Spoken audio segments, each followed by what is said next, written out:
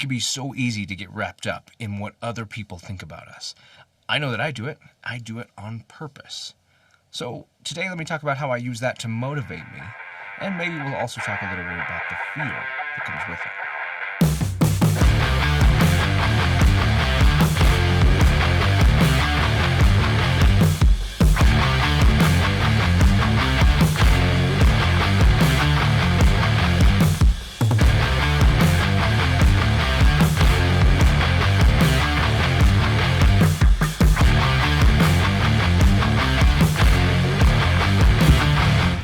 What's up? I'm Ken. This is Kenfu TV, and each week I release videos in the martial arts, philosophy, technique, training, that sort of thing. So that's the kind of thing you're into. I hope that you stick around. I hope that you subscribe, that you share this with someone that you think might get value out of it. But mostly I hope that you get value out of it.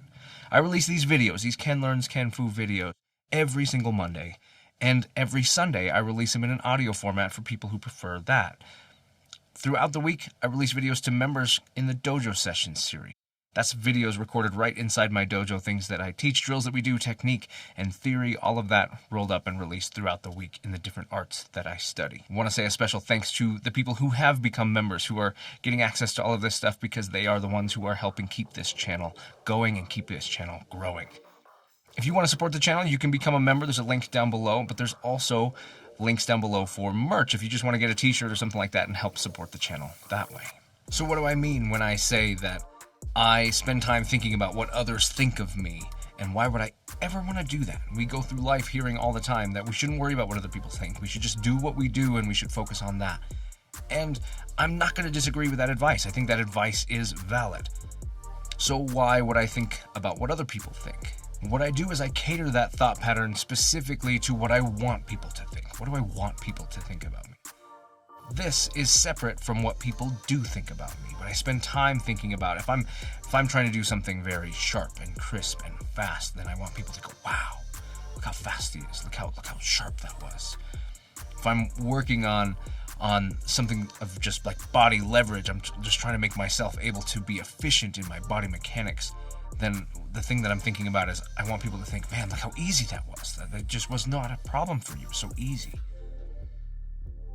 If I'm solving a problem at work, I do IT stuff, so complex computery things, and if I'm solving a problem like that, I want people to think, man, it was just like, you hardly had to do anything, and now we're up and going again. This is so great.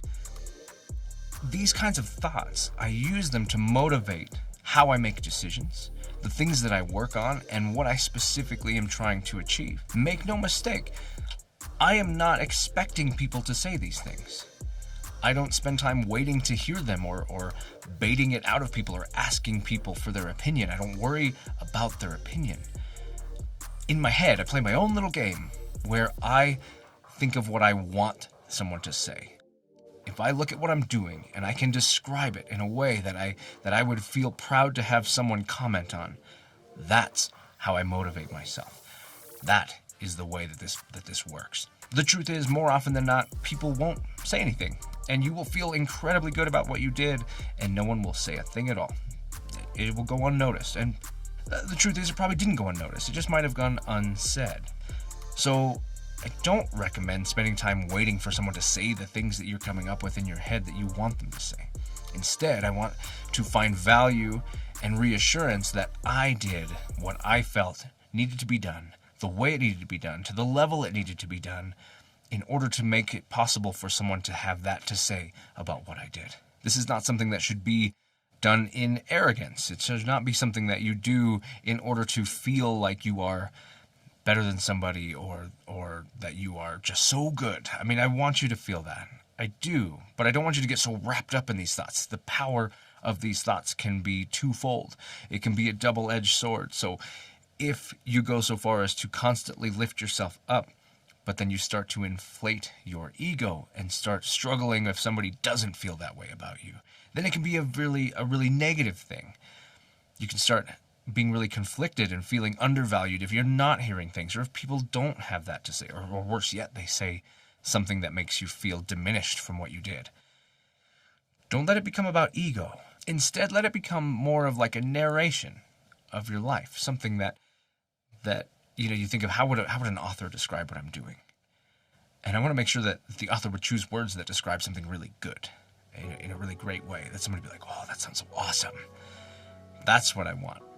If my description of what I did is he lazily went through his technique, mindlessly drilling and putting out the bare minimum effort with his partner. Well, who wants that to be the description of what they're doing? Instead, I want that author to write, he expertly moved through good timing, making sure to give the most of himself while he worked with his partner, bringing the best out of his partner, and establishing his own skill in himself while he trained. That sounds way better. So that's what I want to do. I want to make sure that that's the kind of thing that could be said. And maybe it isn't. I live in this fantasy world where I'm doing these things, but those are the things that drive me. These are the ways that I can motivate myself to push harder, to focus on the things that maybe I'm not focusing on, to do a better job all around. This is also something I do as a teacher. I think to myself in that same narrative way, how would somebody describe my students and what my students are doing right now? And that's the thing that I use to help me motivate. What do I want out of somebody? How do I decide what I should work on with this person? And I go, well, I want them to really notice this attribute. This person has this attribute, and I really want it to be obvious that people see it and they recognize that it's excellent and it's so good. So I make sure to use that same motivation to go, how can I express that so much that people just can't miss it? And it motivates me to find the ways to bring that out of them. Whatever it is, whatever they're doing. It's maybe kind of weird, and it's maybe something that somebody might think is a little superfluous and unnecessary, and maybe even adds steps to what they're doing. But I like it, and it works really well for me. So let's talk for a moment about the fear and where this can all go wrong, and where it usually does, and why we're told not to do it. Well, the truth is we spend our time thinking about whether or not somebody will see what we're doing as positive and the negative things that they might say. And we spend that mental energy listing off 1,000 things that they might not like about what we're doing. And then being worried that we'll be seen, that those negative attributes of ourselves will be seen by someone. Then it can halt the whole works. So when it comes to this sort of thing, you have to be careful, because if you spend time thinking about where things are going wrong from a demotivational way, you're not good enough, you can't do that kick fast enough. Someone sees this and is like, God, look at that guy, he can't even lift up his leg, can't even throw a punch right, those thoughts will kill you. They'll stop you dead. You cannot have those. So instead, you have to focus on the positive.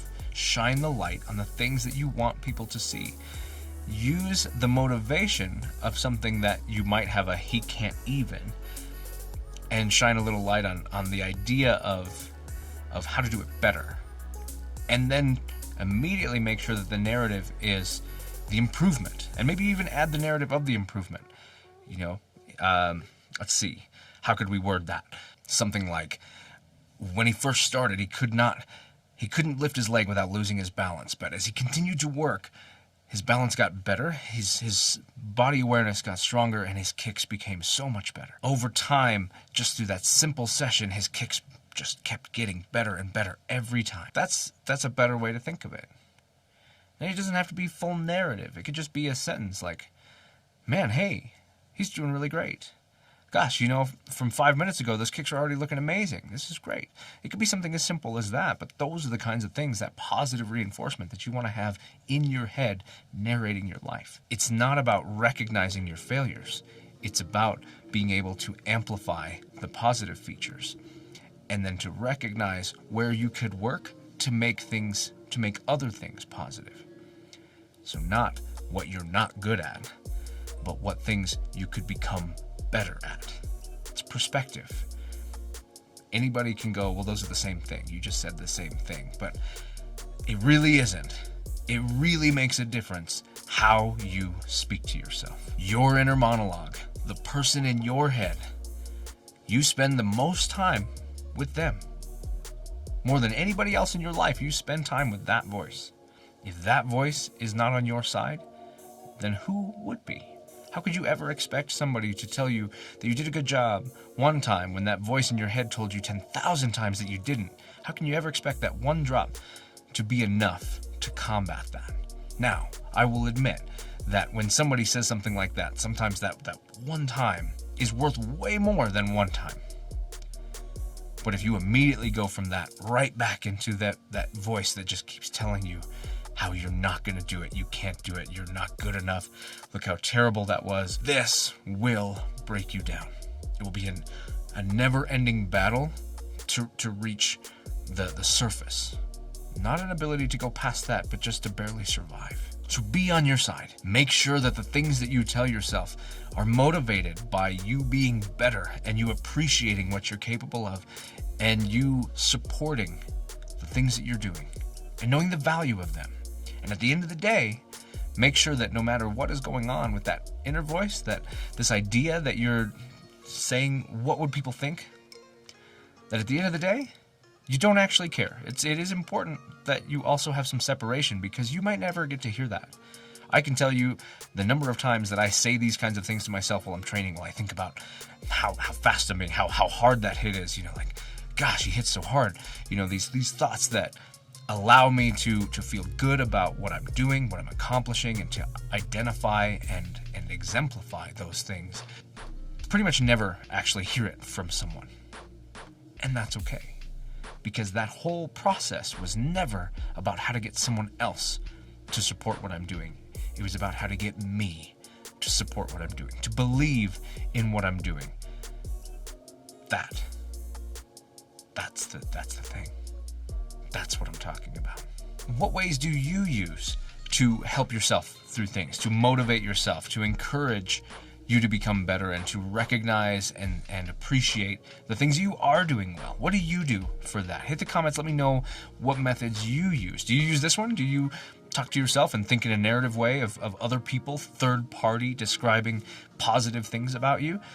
Or do you do something else? I would love to hear about that. Don't forget, I release videos like this every Monday. So if you like this sort of thing, this kind of motivational, philosophical, thought-provoking kind of content when it comes to the martial arts and life in general, because Budo is life, right? It should be something that marries up with your life. That's how it should work.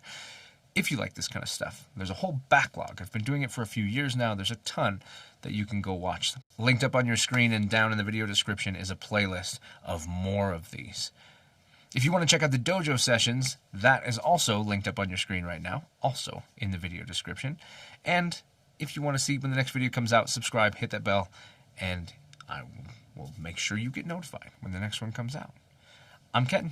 This is Kenfu TV, and I'll catch you in the next one.